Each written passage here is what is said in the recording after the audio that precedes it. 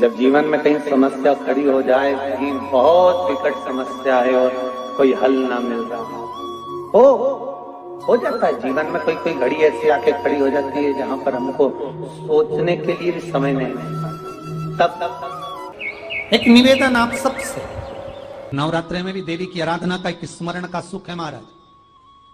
मेरी जीजियों, एक बात अपने जीवन में उतार कर रखना, कभी जिंदगी में अगर कभी ऐसा योग लगे, और नवरात्रि में भी अगर आपकी कोई कामना है, आपकी अगर इच्छा है, आपका मन है, तो जगत जननी की आराधना करो।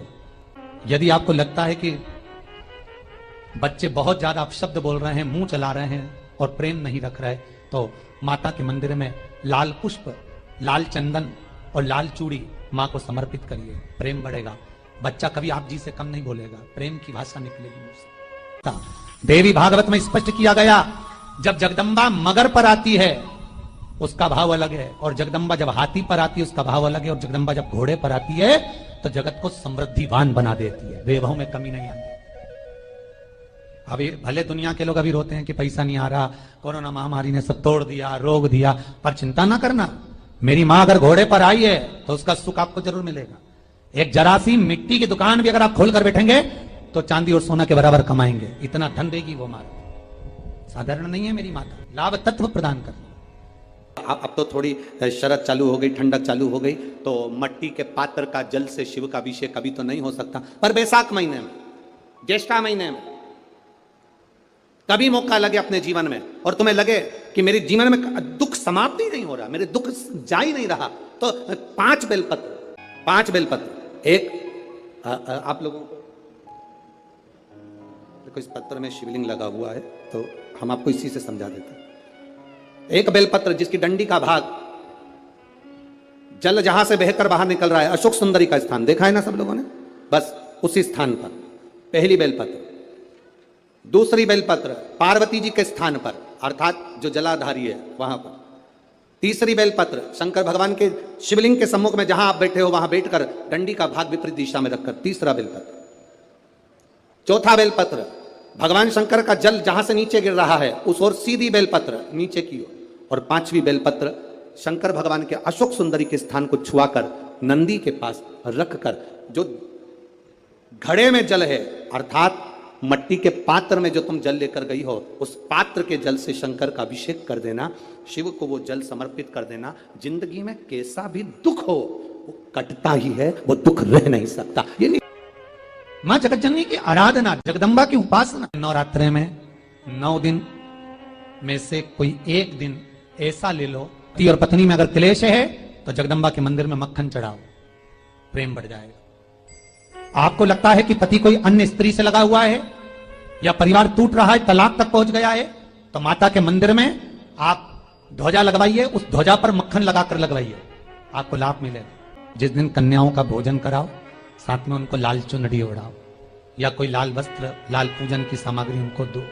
सुख मिलेगा, आनंद आएगा। और मुक्ति, भक्ति संपूर्ण विश्व के लोग, ये दोनों ही भगवान शिव प्रदान करते हैं। ये सारे व्रत करने की एक शक्ति, एक बल जो आपको और हमको, संपूर्ण जगत को जो प्राप्त होता है वो शिव जी से प्राप्त हो। हम नवरात्रि का व्रत कर रहे हों, हम एकादशी का व्रत कर रहे हों, हम प्रदोष का व्रत कर रहे हों, हम शिवरात्रि का व्रत कर रहे हों, हम महालक्ष्मी का व्रत कर रहे हों, हम चतुर्थी का व्रत कर रहे हैं, माँ जगतजननी, माँ अम्बा, माँ जगतजननी दुर्गा भवानी, अष्टभुजा धात्री माँ दुर्गा, माँ भवानी, माँ देवी। अगर हम शिव महापुराण की कथा को देखें तो माता पार्वती जी अपने तप को कर रही हैं। शिव महापुराण की कथा कहती है केवल वृक्ष की पत्तियों को ग्रहण करती है, छोटा सा अंश दुर्वा का, केवल वायु का पान करती। धीरे धीरे माता पार्वती जी ने वायु को भी अपने अंदर रोक लिया, और शिव जी ने पार्वती को वर प्रदान। पार्वती महादेव की कथा को अगर आपने ये शिव और शक्ति के इस नवरात्रि के अवसर पर दिल से सुन लिया तो निश्चित है आपकी झोली खाली नहीं रहेगी, मेरा देवादिदेव महादेव भर कर ही रहेगा। और जब माता पार्वती जी ने पत्ती छोड़ दी, दुर्वा खाना छोड़ दिया, फल खाना छोड़ दिया, भोजन करना छोड़ दिया, जल पीना छोड़ दिया, तब माता पार्वती केवल वायु का ही पान करती थी। समय ऐसा आया कि माता पार्वती जी ने वायु का पान भी नासिका की एक स्वर से करना प्रारंभ किया। देवादिदेव महादेव पार्वती जी के सम्मुख में प्रकट हुए। शंकर जी कहते हैं, सुनो पार्वती, मेरी साधना इतनी बलवान तुमने करी है कि तुम्हारी शक्ति प्रबल हो गई। मेरी विदर्भ की माताओं जी ने माता पार्वती को 2 वर दिए। शंकर भगवान ने माता पार्वती को 2 वर दिए जब माता पार्वती ने तप साधना करी।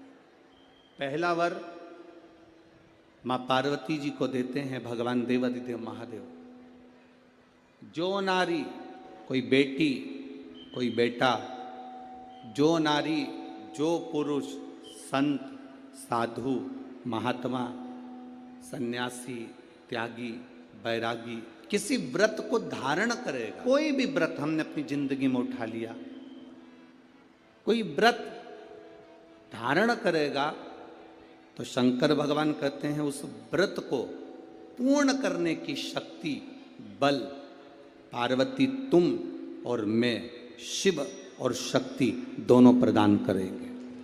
जब भी कोई व्रत उठा, आपने अगर कोई नियम ले लिया अपनी जिंदगी में कि मुझे ये कार्य करना है, तो वो कार्य पूर्ण करने की जवाबदारी भोलेनाथ जी की। आप अपनी मेहनत करो, आप अपना कर्म करो, अपने कर्म में कभी पीछे मत हटो, अपनी मेहनत में कभी पीछे मत। सब बोलिए एक बार जमकर, श्री शिवाय नमस्तुभ्यम।